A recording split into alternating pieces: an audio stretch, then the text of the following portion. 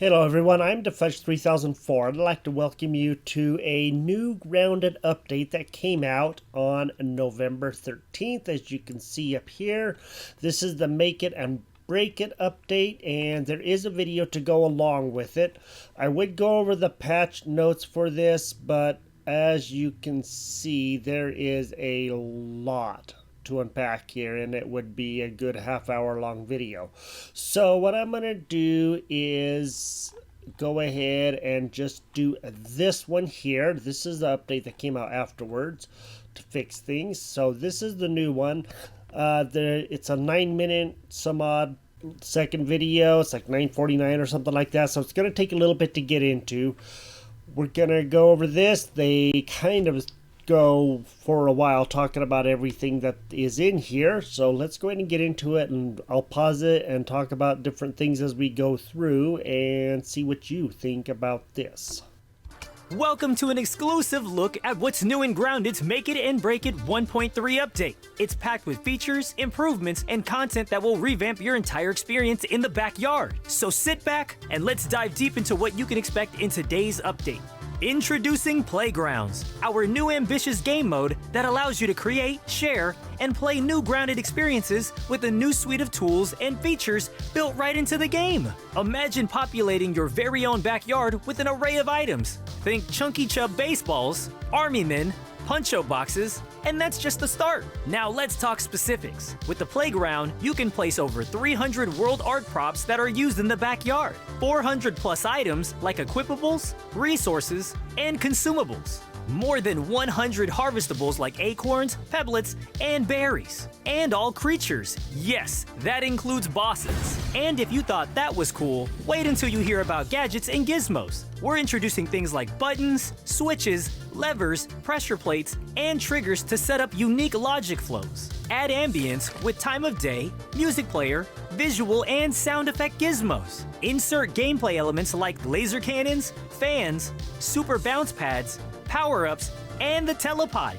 And let's not forget the ability to spawn in creatures. Many of these are fully customizable from how they look to how they even function. You have complete control over how you want to design your playground environment. And if you're looking to elevate your creations even further, we've got you covered. Dive into our advanced logic options, which include condition checkers, logic gates, and timers to set up complex gameplay mechanics.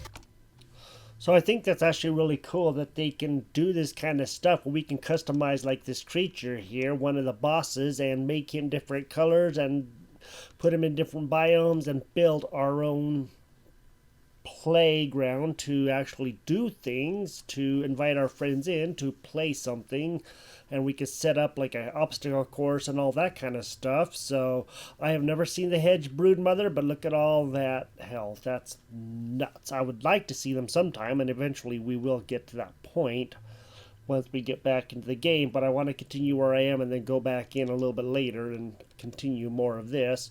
So this does sound pretty interesting. I really like the idea behind it. Like a button that becomes functional only after you've defeated a boss, or a logic gate that springs a trap when specific conditions are met. Whether you're crafting custom games, constructing intricate obstacle courses, or just letting your creative mind run wild, you're not just playing, you're also enriching the entire Grounded community with new content. While creating a playground, there are two modes, design mode and play mode. In design mode, you can freely place and arrange assets. In play mode, you can experience your creation in real time. Made a mistake? No worries. With the undo redo feature, you can quickly backtrack. And with free placement and rotate freely options, you're not limited by grid placements. So I think it's really cool that you can go in and actually like change things and test out what you have done and see if it's actually going to work or not. And then you can, of course, post this into the world and other people can play on it if you have it posted. I don't know how to do that. I haven't seen any of that. I haven't tried it at all. But it does sound very interesting. We'll see how this does and how many people are actually very excited about this. A lot of people are not happy with some things in there, and I do kind of understand, but at the same time, they're trying to keep the game alive and, keep it active as long as they can. games. Once you've built a playground you're proud of, you can publish it for the whole world to see. Each playground gets a unique code ID that you can share with others. This means your incredible game modes, obstacle courses, or scavenger hunts could become the next big thing in the Grounded community. But don't take our word for it. You can download and try out playgrounds created by other players. Just enter their unique code and boom! You have a whole new playground to explore. And if you want a fresh canvas, we're introducing a new creative level called Grassbox within the playground mode. Imagine a blank yard, your backyard, ready for you to build from the ground up. For survival game players, as you can see from the amount of time left in this video, there's plenty more in this update. We understand everyone has their own play style. So I do like the open backyard. I think that's really cool. I think that's very interesting. So you can have a blank canvas with which to work on, and then you can set up anything however you want. If you want to make a new version of Grounded for people to play on, you can do that and set it up in different ways and all that kind of stuff. That's really very, very fascinating. So we're rolling out additional custom game options to help you tailor your Grounded experience. Here's what you can customize. Want longer or shorter days and nights? You got it. Control how quickly you need to eat or drink, making your survival more or less challenging. Tweak how fast resources come back into the world. Adjust creature health scaling and fall damage scaling to make confrontations more or less daunting. And I really like that you can make the day or night shorter and how much you need to eat and drink, because sometimes you need an awful lot to drink as you're going around. And you can also have the resources come back a lot quicker. And that's really good, because some of those things you kind of need more of as you're trying to build up your resource stacks. And I find that pretty cool.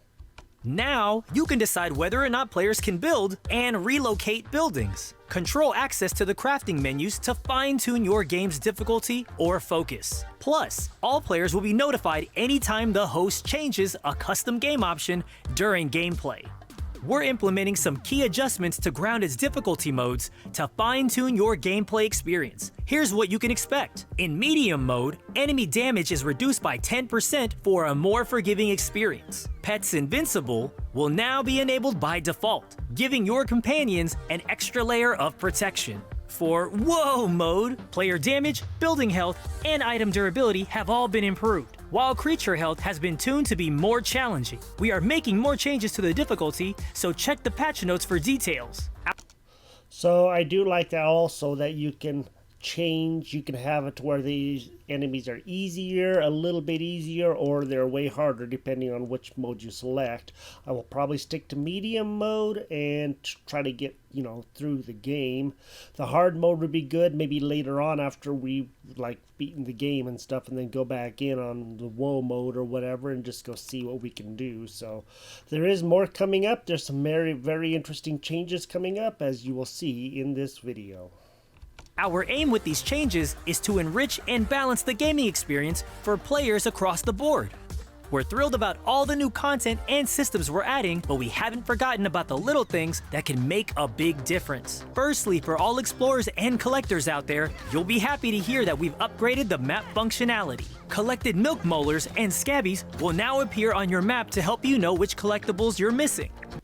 So that's really cool that you can now know which milk molars, scabbies, and that kind of stuff that you have found. The regular milk molars and the mega milk molars will show up on the map, and they will be all over the place. You can see a mega milk molar down here, a regular milk molar here, and I'm assuming that's like a scabby or something. That could be actually a scabby, I'm not too sure. All the regular stuff will show up, and they'll be talking about turning all of this stuff on and off, and I think that's really cool too. Go ahead and cross-reference those with your online wikis. And each icon category can now be toggled on and off for group visibility. Keep your map as clean or as cluttered as you wish. Ever get confused with multiple zip lines zigzagging around? Worry no more. You can now name individual zip lines to quickly find the right path to zip down. Inventory management just got a whole lot easier. When dropping, transferring, or trashing items, you can now specify the exact number of items you want to move around. So that is something I'm really excited about, because sometimes I'm trying to transfer just a few things or drop 2 or 3 things because I have enough and I know I'm going to be picking up more or something. So that's going to help out so much, because otherwise you're just pressing the Q or E keys to drop a stack or drop one or move one or whatever, and it's kind of a pain in the rear end. But at least this way you'll be able to move the exact number you want, 12, 8, 3, 1, 5, whatever, and you can move them into whatever, and that's going to help out a lot. Mixers will now display which creatures are involved in defense attacks and the amounts of raw science you can earn before you start them. So that's really cool too. I do like that you can see which creatures are going to come and attack, so you can kind of prepare beforehand to know, okay, I need to set up this, I need to make a roof, I need to do this, I need to do that, so that way everything can be set up perfectly, so you can at least take steps to mitigate what is going to be attacking when you activate the mixers and how much science you will actually get. That's awesome. We're also boosting your in-game rewards. Whenever you defend against attacks, either from factional reactivity or the waft emitter, you'll be rewarded with raw science for each creature defeated. And the stronger the faction, the more raw science you earn per kill. So not only do you get the satisfaction of protecting your turf, you also get to accumulate more of that precious raw science. When you get far in the game like we are, our science is dwindling pretty quick, but there's still so much stuff that we have to unlock or should unlock or want to unlock or whatever, and you just run out of science, so you're scrambling to try to find some more and all of that. This will help keep that science in so you can get basically everything that you want to, and that is probably one of my favorite things that is in this update. We're shaking things up in the quest department. We are revamping the randomized daily repeatable Burgle quest by introducing a series we like to call apprentice quests that unlock sequentially. Once you complete the first quest, you'll unlock the second, continuing up to the final most challenging quests. There are roughly 100 in total. After you've tackled these milestones, your journey is complete. But don't worry, daily quests are not going anywhere. We're just changing how you unlock them. After you finish the first 20 apprentice quests, a new daily quest section will become available in the ASL quest menu. These dailies offer you a mix of objectives based on your progress in the linear epic quests. Unlike before, you'll gradually unlock more options in your daily quest pool as you complete more of your apprentice quests.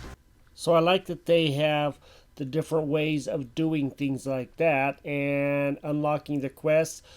It's okay. I don't know how I feel about it. It's interesting. I haven't done very many of the quests, but I do like the fact that they're going to give you more quests to work on and different things like that. And then we have coming up the combat system that we're going to get into here in a minute, and it's going to change how some of the combat is done.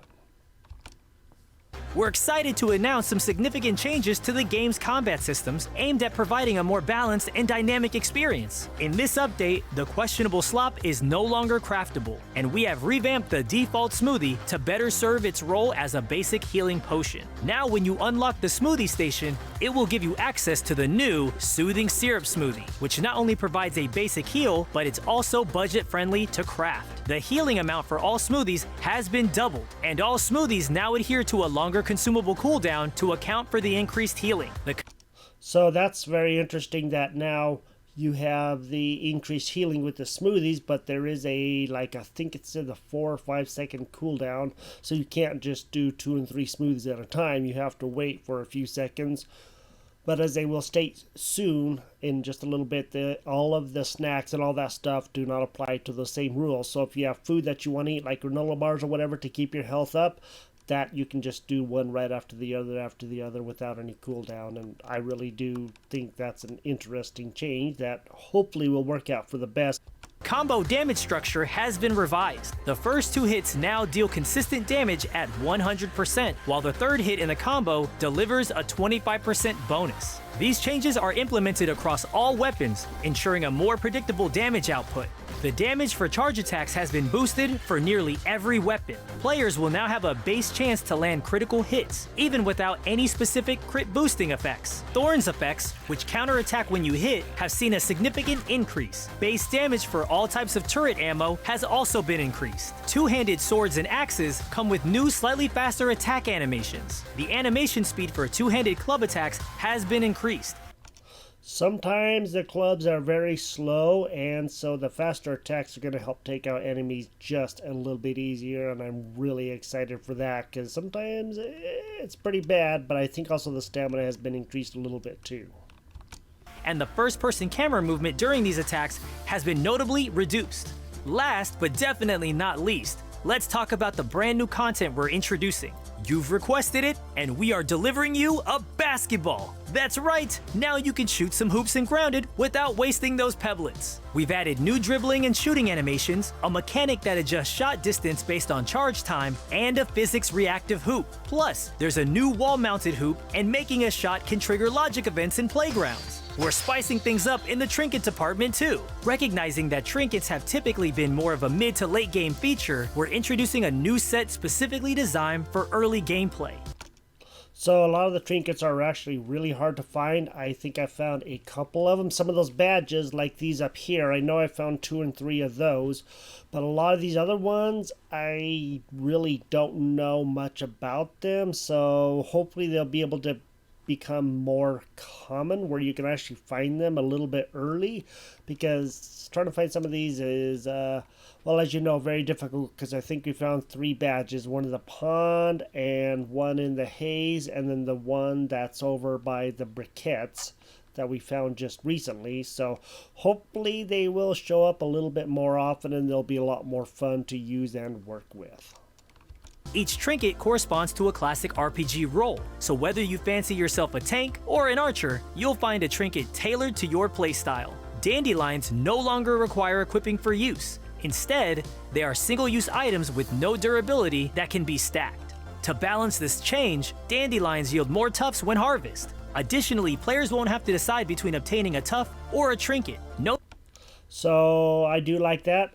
Those dandelions are one-time use, and they don't degrade, but once you use them, another one will have to be used, so you're going to have to keep a good stack of them on you if you want to not take any fall damage from, like falling off the table like we did a couple times and over by Wendell's chair.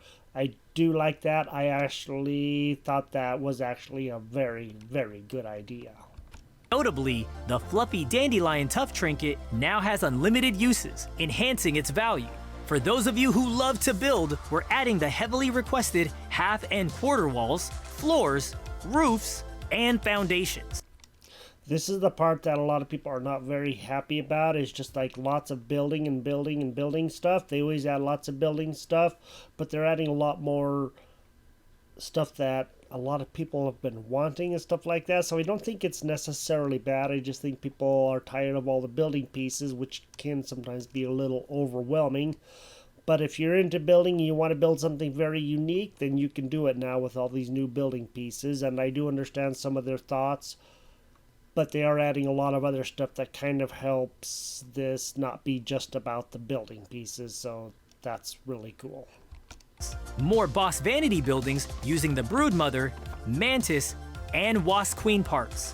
Finally, a brand new mutation that reduces friendly fire damage dealt and received, making co-op play even more cooperative. And that brings us to the end of our in-depth look at what's new in Grounded's Make It and Break It 1.3 update. But we've only scratched the surface here. For the full rundown of everything this update offers, check out the complete patch notes in the link below. Be sure to join our official Discord and keep the conversation going. Stay tuned for more updates, and until then, stay safe and stay grounded.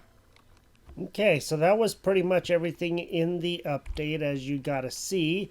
And they talked about a whopping lot of stuff. There were a few things in the patch notes. Let me go look through and see what there was that they didn't really exactly talk a lot on, and I'll do those real quick. One of the things they didn't talk about was this place many improvements. So many roofs, stairs, and awnings can be placed with place many. Spiral staircases will alternate correctly when using place many downwards, and building being placed using place many will be shown if they are unsupported, even if they are unsupported. So this is something they didn't talk about, was a place many options that now they have. So if you want to do 3 different stairs, you can do that, and it won't actually have to have you go in and do it every time, from my understanding.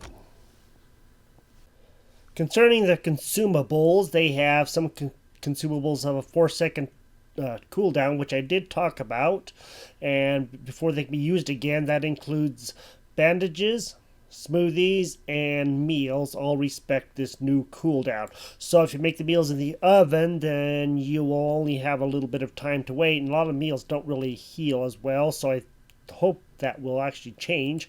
Snacks and all other miscellaneous consumables ignore this new cooldown, but the bandages never really did very good as far as healing.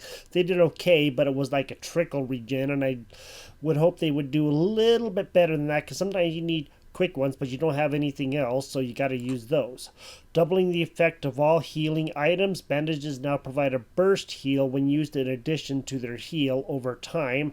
So it looks like they will have a burst heal, and then they will also heal over time, but they'll have a big burst at first and then slowly heal over time, so that's kind of cool.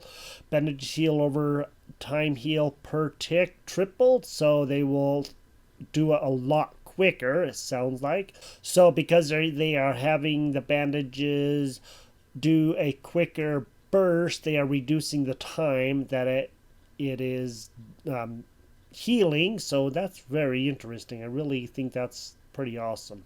And Cuesta de Lantlion and Amulet Thorn damage has been doubled, so that way you can use those to help you in your battles.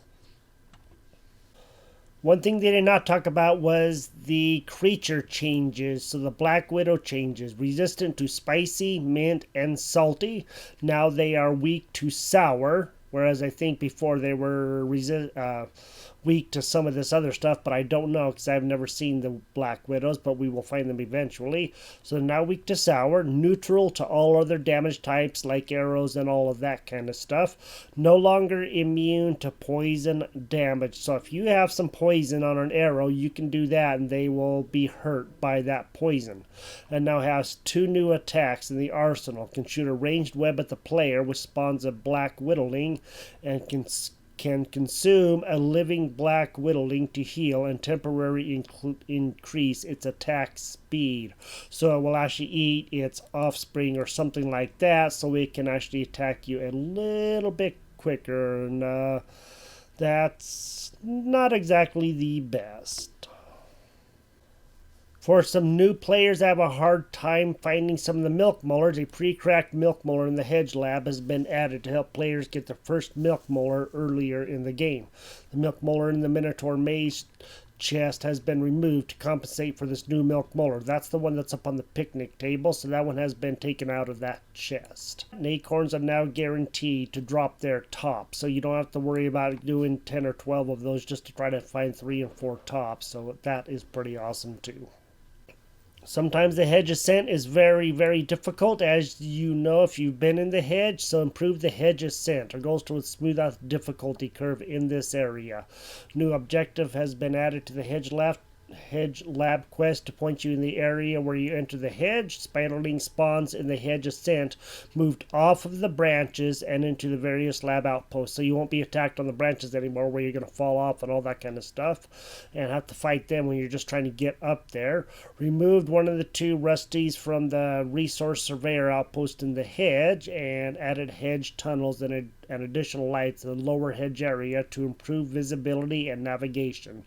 Trying to find some of those areas is tough. I get lost up there so many times, so hopefully this will help. And added a bed in the first outpost lab and added a changed branches to help navigate in the area before the hedge lab, so you know about which way to go and all of that kind of stuff. The small pond lab outpost has some changes too. The doors will open automatically at a later point as a result of progression through the main pond lab, and the doors further inside these smaller outposts will remain locked you have to get the assistant manager key, so you won't be able to get that stuff as easy until after you defeat the assistant manager. So getting the assistant manager is pretty much a must as soon as you can, as soon as you have the good stuff.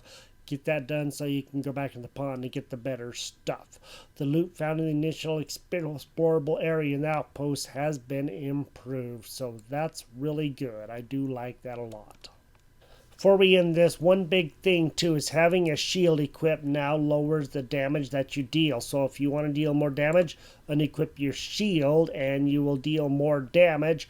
I don't know how I feel about that, but I guess that it is just the way that it is, and that's something that they did change. So some of these things are good, others of them are okay, and I really don't know about some of these other changes and all that stuff. Some of these things I just don't know anything about because I have never done them before. So there is that, and that's about all I wanted to go over with this update. There's so much here and there's so much to go over, but I'm not going to worry about most of it for right now, just because there is a lot to go over. So at any rate, I just wanted to let you know about this update, and hopefully you enjoyed this little video. If you did, drop a like on the video, and we will talk to you next time. Bye bye.